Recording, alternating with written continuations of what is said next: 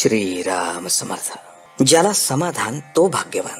ज्याचे हवे पण जास्त असते तो गरीब जाणावा आणि ज्याचे हवे पण कमी असते तो श्रीमंत जाणावा. परमार्थी म्हणजे भिकारी असे ज्याला वाटते त्याला श्रीमंतीची खरी कल्पनाच नाही. ज्याला नेहमी समाधान वाटते तोच खरा श्रीमंत. आमचा आधार पैशाचा, तो आज आहे आणि उद्या नाही. पायाच जिथे डळमळीत तिथे इमारत कुठे पक्की होईल. श्रीमान याचा अर्थ भगवंताशिवाय श्री असणारा असा होऊ नये याची श्रीमंतांनी काळजी घ्यावी. खरे म्हणजे समाधान हाच खरा पैसा, हीच खरी श्रीमंती, हेच खरे भाग्य आणि हेच खरे ऐश्वर्य होय. ज्याला समाधान जास्त तो जास्त भाग्यवान समजावा. समाधान हे आपल्यालाच घ्यायचे असते, दुसरा कोणी तो आपल्याला देऊ शकत नाही. खरोखर समाधानासारखे औषधच नाही. ते मिळत नाही म्हणून इतर औषधे घ्यावी लागतात. काळजी नाहीशी झाली की अखंड समाधान, शांती आणि आनंद मिळतो. पैलवानासारखा दिसणारा एक गृहस्थ होता. त्याला विचारले तर तो म्हणाला, अहो मला मधुमेह झालाय, मी आतून पोखरलो गेलो आहे, त्यापेक्षा तुम्ही बरे.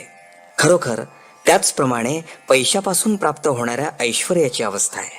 फक्त भगवंताच्या निष्ठेमध्ये समाधान आहे. ते राजवाड्यामध्ये नाहीच नाही, पण ते झोपडीमध्येही नसेल. असमाधान हा रोग सर्वांनाच असल्यामुळे रोगांच्या यादीतून याचे नावच निघून गेले. सध्या जगात पुष्कळ सुधारणा झालेल्या आहेत, पण त्यांनी माणसाला समाधान मिळालेले नाही. जीवन सुखी न होता मनाला जिच्यामुळे हुरहुर लागते ती सुधारणा कसली? व्यक्ती काय किंवा समाज काय, यांची सुधारणा घडवून आणायला चित्त स्थिर झाले पाहिजे.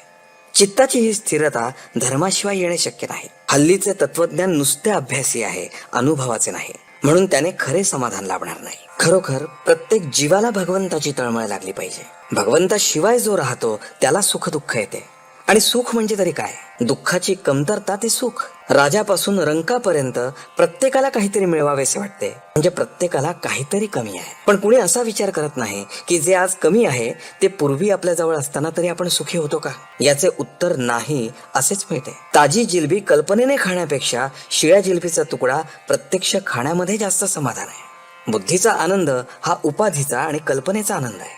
भगवंताचा आनंद हा उपाधिरहित आहे. हा आनंद मिळवायला भगवंताला शरण जाऊन त्याच्या नामात राहणे हा एकच उपाय आहे.